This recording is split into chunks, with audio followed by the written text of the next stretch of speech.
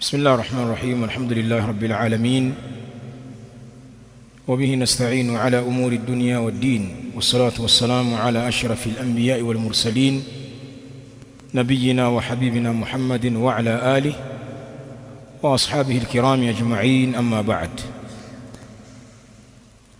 tutarejea kutoa shukrani zetu kwa Allah subhanahu wa ta'ala, kisha kwa muhadhiri wetu Sheikh wetu Abu al-Fadl Qasim hafidhahu Allah ta'ala kwa muhadhara huu leo, toka ulipoanza mpaka hapa ulipofika. Kwa hakika tumesikia maneno mengi yenye faida na manfaa. Nasallallahu subhanahu wa ta'ala an yanfa'na biha wa iyyah. Lakini pia sisi tuna wajibu wa kuwa ni mabalozi kwa faida hizi ambazo tumezipata, kwa kila mmoja kwa kiwango chake cha uelewa, basi atazifikisha kule ambako anaweza, kuanzia ngazi ya familia na kuendelea, kwa sababu ni mambo yanahitajia wai wa umma, uelewa mpana wa jamii, na si jambo la kubakia kwa watu wachache. Suala la kujitambua ni jambo linahitaji kupelekwa kwa upana wake, ili manufaa ya kujitambua yapate kuonekana.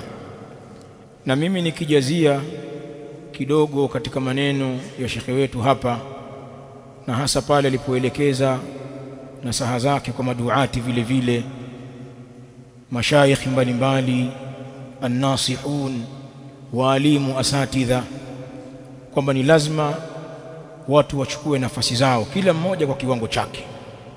Jukumu lao katika umma ni kubwa sana. Wasiachie watu wengine wasiostahiki kuparamia membari za dini na kutoa uolewa kwa Waislamu, watu ambao hawana maarifa na huo Uislamu, eti wakawa ndio wasemaji wa Uislamu. Ikhwa wanafahamu, katika baadhi ya darasa ambazo tunazisoma hapa, baadhi ya maulama wetu wanatoa tahadhari kwa watu ambao hawajataalamika katika dini, hawana misingi ya aqida wala kujua manhaji sahihi iliyokuja kwenye kitabu cha Allah katika sunna, wakawa na ujasiri wa kufuatilia mambo mengine.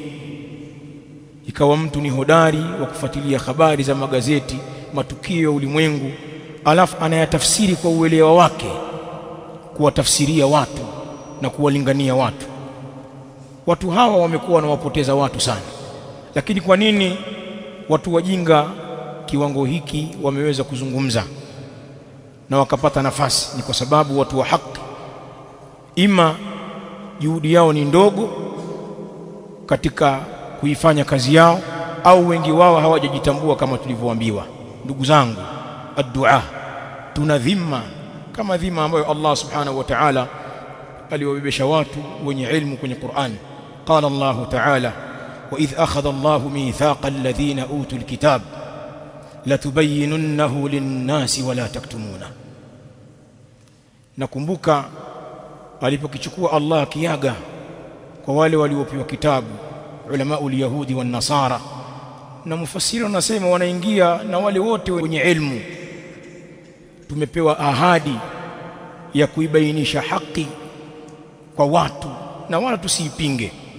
Na aya hii, kama wanavyoeleza maulama wetu ahli sunnati wal jamaa, ni dalili mojawapo ya ule msingi madhubuti wa da'wa salafia, bayanul haqq warraddu ala almukhalif, msingi wa kuibainisha haki na kumjibu aliyekwenda kombo kwenye hiyo haki.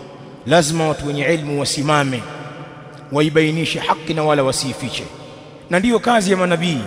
Rusulan mubashirin wa mundhirin lialla yakuna linnasi ala Allahi hujjatun ba'da ar-rusul.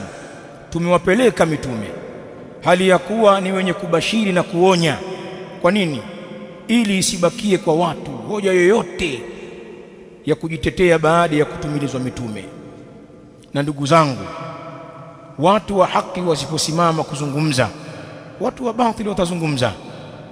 Lakini watu wa haki wakizungumza kisawasawa, watu wa batili hukosa nguvu na udhoofika. wakadhalika nufassilu alayat walitastabina sabilul mujrimin, na kama hivyo tunazipambanua na kuzifafanua aya ili ipate kuwa wazi, kubainika njia ya waovu. Wadhani njia ya waovu inaweza ikawa wazi kama watu wa haki hawasemi.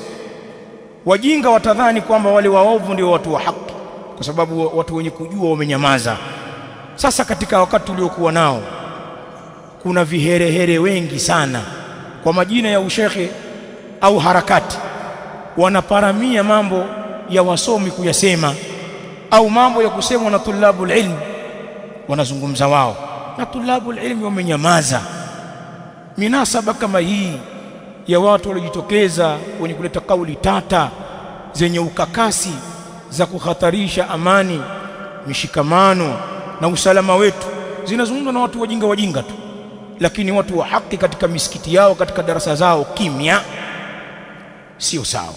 Ni lazima watu wachukue nafasi zao, bali wakati mwingine pana watu wanasimama kuleta shubuhati katika ahlul bid'ah wal dhalal min alhizbiyin wal harakiyin, mahizbi wana harakati mbalimbali, watu wenye malengo yao. Wako mashekhi wa harakati, mnawajua nyinyi, mashekhi wa siasa, wanatumia vinara vya kisiasa, wakati mwingine wanatumia vinara vya misikiti kubabaisha waislamu kwamba waingie katika njia hizo.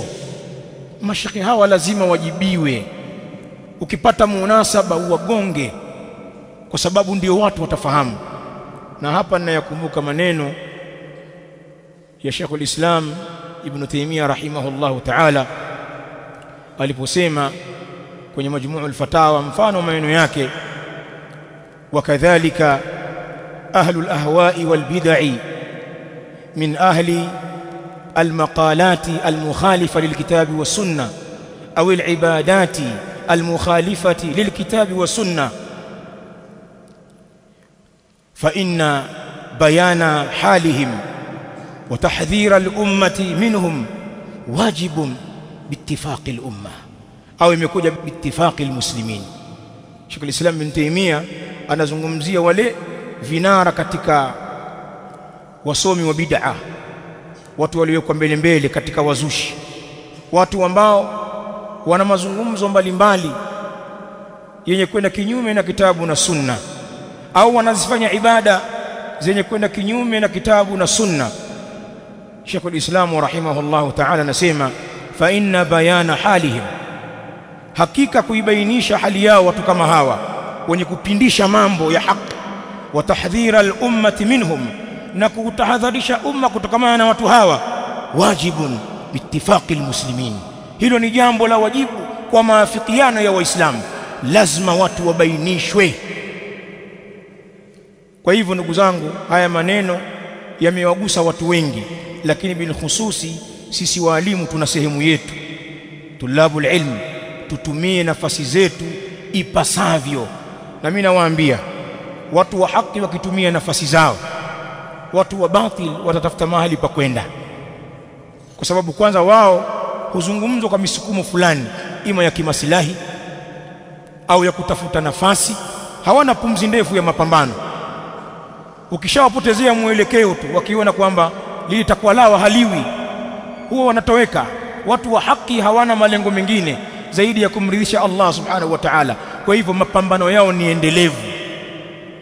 Mimi naamini kwa maneno haya mimbari za ahli sunna wal jamaa zitakuwa haya, lakini hazitakuwa za moto kwa ujinga, zitakuwa za moto kwa haki.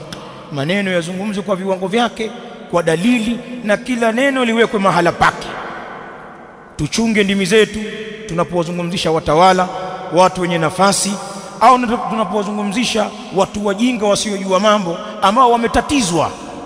Na pia ndimi zetu ziwe tofauti tunapowazungumza wale muanidin, watu wakaidi ambao wana malengo maalum katika jambo lao.